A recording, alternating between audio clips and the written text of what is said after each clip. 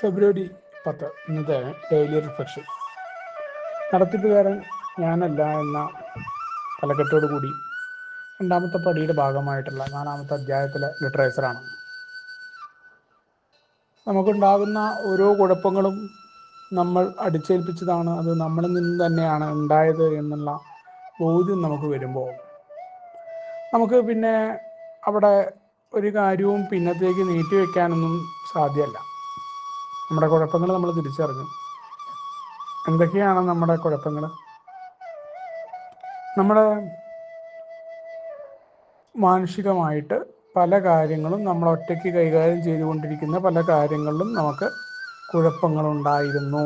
മറ്റുള്ള മനുഷ്യരുമായി ചേർന്ന് നിൽക്കുന്ന സ്ഥലങ്ങളിൽ, അവിടങ്ങളിലെല്ലാം തന്നെ മറ്റു മനുഷ്യർ നമ്മളൊഴിച്ച് ബാക്കിയുള്ള ആളുകളുമായിട്ട് നമ്മൾ നിരന്തരമായിട്ട് സംഘർഷത്തിലായിരുന്നു എന്ന് നമുക്ക് കാണാൻ പറ്റും. അവിടെയാണ് ആളുകളും സാഹചര്യങ്ങളെയൊക്കെ പലപ്പോഴും നമ്മൾ കുറ്റം പറയുമ്പോഴും നമ്മളാണ് കുഴപ്പം എന്ന കണ്ടെത്തൽ. ഒന്നാമത്തെ പടിയിൽ തന്നെ നമുക്കത് മനസ്സിലാക്കാനായിട്ട് പറ്റുന്നുണ്ട്.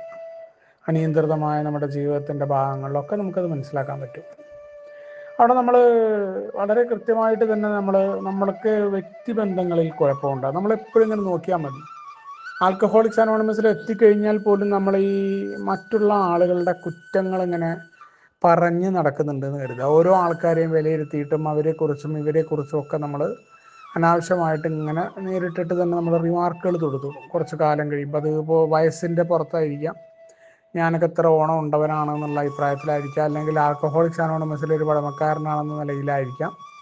അവിടങ്ങളിലൊക്കെ ഈ ഒരു കുഴപ്പം തിരിച്ചറിയാൻ സാധിക്കാത്തതിൻ്റെ കാരണം രണ്ടാമത്തെ പടി ഉറപ്പിക്കാത്തതുകൊണ്ടാണെന്നുള്ളതാണ് യഥാർത്ഥ വാസ്തവം. പക്ഷെ അറിയില്ല. നമ്മൾ പറഞ്ഞുകൊണ്ടിരിക്കുക എന്താണെന്ന് വെച്ചാൽ ഭയങ്കര ദൈവത്തെക്കുറിച്ചൊക്കെ ഭയങ്കര സംഭവമായിട്ട് നമ്മൾ പറയും.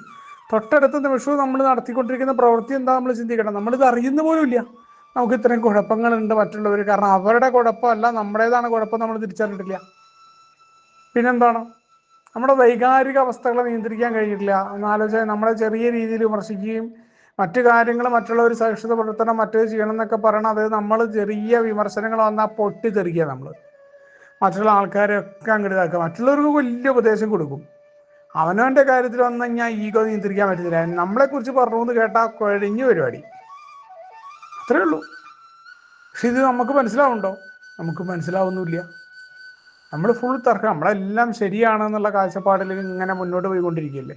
നമുക്ക് നമ്മുടെ ദേഷ്യത്തെ നിയന്ത്രിക്കാൻ പറ്റുന്നില്ല, നമ്മുടെ മറ്റുള്ള ആൾക്കാരോടുള്ള അസൂയ നിയന്ത്രിക്കാൻ പറ്റുന്നില്ല. അതൊക്കെ അങ്ങനെ പ്രകടമായിട്ട് വരുന്നുണ്ട്. നമ്മൾ മറ്റുള്ളവരുടെ കുറ്റങ്ങളൊക്കെ പറയാൻ തുടങ്ങുക ഒക്കെ ചെയ്യാം. ഇത്തരത്തിലുള്ള വൈകാരികമായ പല കാര്യങ്ങൾ, നമ്മുടെ സങ്കടം, നമ്മുടെ അമിതമായിട്ടുള്ള സന്തോഷം, ഇതൊന്നും നമുക്ക് നിയന്ത്രിക്കാൻ പറ്റുന്നില്ല. പക്ഷെ നമുക്കത് ബോധ്യമുണ്ടോ എന്നുള്ള ചോദ്യമാണ്. നമുക്കത് ബോധ്യം വേണം, എന്നാലേ കാര്യമുള്ളൂ. അവിടെയാണ് യഥാർത്ഥത്തിൽ ഇത് പറ്റിയിട്ടില്ല എന്ന ബോധ്യം എനിക്ക് ഉണ്ടാവുന്നുണ്ടോ. ഒന്നാമത്തെ പടിയിലാണെങ്കിലാണ്, ഒന്നാമത്തെ പടി കൃത്യമായിട്ട് അനിയന്ത്രിതാവസ്ഥയാണെങ്കിലാണ് നമുക്കത് ബോധ്യം ഉണ്ടാവുക. അതല്ലാന്നുണ്ടെങ്കിൽ നമ്മൾ അഭ്യാസത്തിനാണ്, ഇതൊക്കെ ഇങ്ങനെ പോകും, അങ്ങനെ പുരോഗതിയൊക്കെ അല്ലേ ഉണ്ടാവുള്ളൂ എന്നുള്ള ഒടുന്യായം പറഞ്ഞുകൊണ്ട് ഇങ്ങനെ പോവുകയും നമുക്കും മറ്റുള്ളവർക്കും ഉപകാരമില്ലാതെ രീതിയിൽ നമ്മുടെ ഷെയറിങ് പോലും എങ്ങനെയാവും. സ്വയം സഹതാപമായിട്ടേ നമുക്ക് കുറേ പുരോഗതി അല്ലേ ഉള്ളൂ എന്ന് പറഞ്ഞാൽ പുരോഗതി പോയിട്ട് അതിൻ്റെ അടുത്ത് കൂടെ പോകാൻ പറ്റുമോ അങ്ങനെ പറഞ്ഞുകൊണ്ടിരുന്ന? അവിടെ വളരെ കൃത്യമായിട്ട് തന്നെ എൻ്റെ വൈകാരിക അവസ്ഥകളെ നിയന്ത്രിക്കാനായിട്ട് എനിക്ക് പറ്റുന്നില്ല. ഞാൻ കഷ്ടപ്പാടിനും വിഷാദത്തിനും ഇരയാണ്. എനിക്ക് കടുത്ത കഷ്ടപ്പാടും പ്രശ്നങ്ങളും പരാതികളും ഉണ്ടെങ്കിൽ ഞാൻ മനസ്സിലാക്കണം, എൻ്റെ പോക്ക് ശരിയായിട്ടുള്ള രീതിയിലല്ല, എവിടെയൊക്കെയോ കുഴപ്പങ്ങൾ ഉണ്ടായിട്ടുണ്ട്. അല്ലെങ്കിൽ ആ കഷ്ടപ്പാടിനെ തിരിച്ചറിയാനും അതിൻ്റെ കുഴപ്പങ്ങളും എങ്ങനെയാണ് മാറ്റേണ്ടത് എന്നുള്ള ചർച്ച പോലും ചെയ്യാൻ തയ്യാറായിട്ടില്ല എന്നുള്ളതാണ്. അതുകൊണ്ടാണ് വിഷമമൊക്കെ ഉണ്ടാകുന്നതിൻ്റെ കാരണം. അതേമാതിരി വേറൊരു വിഷമിച്ചിരുന്ന ആളെ നമ്മൾ ഉപദേശം കൊടുക്കാനല്ല പോവുക. അതും ഇവിടുത്തെ ഈ ഒരു പ്രശ്നം കേട്ടോ. നമ്മൾ മറ്റുള്ളവർക്ക്, കാരണം നമ്മൾ നല്ല മാനസികാവസ്ഥയിൽ നിന്നിട്ട് ഈ ഉപദേശം കൊടുക്കുന്ന പോലെയല്ല മറ്റൊരാളുടെ വിഷമസ്ഥിതിയിൽ പോയിട്ട് ഉപദേശം കൊടുക്കുന്നതിനെ കുറിച്ചല്ല പറയുന്നത്. അപ്പോൾ അവിടെ യഥാർത്ഥത്തിൽ നമ്മൾ പോയിക്കൊണ്ടിരിക്കുന്ന ആൽക്കഹോളിക്സ് അനോണിമസിൻ്റെ ജീവിത രീതിയിലല്ല എന്ന ബോധ്യം പോലും നമുക്കില്ല. മറിച്ച് നമ്മൾ നമ്മുടെ തന്നെ ദൈവം കളിയിലും നമ്മൾ തന്നെയാണ് ഇതെല്ലാം നയിക്കുന്നത്, നമ്മുടെ ചിന്തയിലാണ് പോയിക്കൊണ്ടിരിക്കുന്നത് എന്നുള്ളതാണ് മറ്റുള്ളവരെ വിലയിരുത്തുകയും മറ്റത് ഇങ്ങനെയാവും അങ്ങനെയാവും എന്നുള്ള വിധിക്കലുകളൊക്കെ നടത്തിക്കൊണ്ടിരിക്കുകയും ചെയ്യുന്നത്. യഥാർത്ഥത്തിൽ എന്താ സംഭവിക്കുന്നത്? നമ്മൾ വലിയ ലക്ഷ്യങ്ങളുണ്ട് എന്ന് പറയുന്നത് നമുക്ക് ജീവിതത്തിൽ കടുത്ത വ്യർത്ഥതാബോധമുള്ളവരായിട്ട് നമ്മൾ ആകുന്നു. ആകെപ്പാടെ നമുക്ക് എല്ലാത്തിനെ കുറിച്ചും നമ്മുടെ ഉള്ളിൽ വല്ലാത്ത ഭയമുണ്ട്. അങ്ങനെ ആകുമ്പോൾ എന്താ സംഭവിക്കുക? നമ്മൾ മറ്റുള്ളവർക്ക് പ്രയോജനപ്രദമായിട്ട് മാറാൻ പറ്റില്ല. യഥാർത്ഥ നമ്മുടെ പ്രോഗ്രാം എന്താണ്? മറ്റുള്ളവർക്ക് പ്രയോജനപ്രദമായിട്ട് എങ്ങനെ എന്നെ മാറ്റാം. നമ്മുടെ പ്രാർത്ഥനകളൊക്കെ അങ്ങനെ തന്നെയാണ്. നമ്മളെ ഈ ലോകവുമായി ബന്ധപ്പെട്ടുകൊണ്ട് ഇതിൽ മാത്രമല്ല, എവിടെയൊക്കെ നമ്മൾ ഇടപെടുന്നു, കുടുംബത്തിലായിക്കോട്ടെ, സമൂഹത്തിലായിക്കോട്ടെ, അവിടങ്ങളിലൊക്കെ മറ്റുള്ളവർക്ക് പ്രയോജനപ്രദമായി നമ്മൾ മാറുമ്പോഴാണ് ഈ ലോകവും ഈ ലോകത്തിലെ ആളുകളും അല്ല മാറേണ്ടത് എന്ന ആ തീരുമാനത്തിലോ അല്ലെങ്കിൽ ആ ചിന്തയിലൂടെ നമ്മൾ മാറിയിട്ട് നമ്മൾ സംഘർഷമില്ലാതെ മദ്യത്തെ വീണ്ടും കൊണ്ടുവരാതെ ജീവിക്കാനായിട്ട് നമുക്ക് സാധിക്കുക. അപ്പോൾ അത്തരം കാര്യങ്ങൾക്ക് നമ്മൾ തയ്യാറാകുമ്പോഴാണ് ഒരു വലിയ ശക്തി. ഒന്നില്ലെങ്കിൽ വലിയ ശക്തിയാണ് ഇല്ല, അതെല്ലാമാണ്. അതിൽ നിന്ന് ഞാൻ പ്രവർത്തിക്കേണ്ടതുണ്ട് എന്ന് കരുതണം. അതല്ല എന്നുണ്ടെങ്കിൽ അതൊന്നുമല്ല.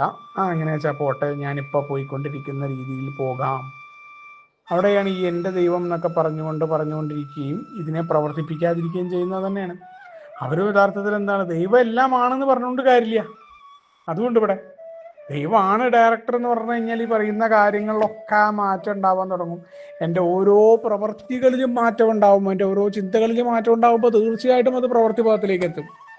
അപ്പോഴാണ് ഞാനല്ല ഡയറക്ടർ എന്ന് പറയുമ്പോൾ എൻ്റെ പെരുമാറ്റം, എൻ്റെ ഷെയറിങ്ങിൽ പോലും മാറ്റങ്ങൾ ഉണ്ടാകും. എന്നെ കൊണ്ട് പ്രയോജനപ്രദമായി മാറാൻ പറ്റും. ഞാൻ നിരന്തരമായിട്ട് ഒരേ കാര്യങ്ങൾ മീറ്റിങ്ങിൽ പറഞ്ഞുകൊണ്ടിരിക്കില്ല. മറ്റുള്ളവരുടെ ഞാനാണ് ഇതെല്ലാം ഡയറക്ടർ ചെയ്യുന്ന എന്നുള്ള ഭാവത്തിൽ മീറ്റിങ്ങിൻ്റെ മുതലാളിയായിട്ട് ഞാൻ ഇരിക്കില്ല. അല്ലെങ്കിൽ മറ്റുള്ളവരെ കേൾക്കാതെ എൻ്റെ മാത്രം കാര്യങ്ങൾ പറഞ്ഞുകൊണ്ട് പോവില്ല. ഞാൻ സ്വയം സഹതാപം മീറ്റിങ്ങിൽ പടർത്തി വയ്ക്കില്ല.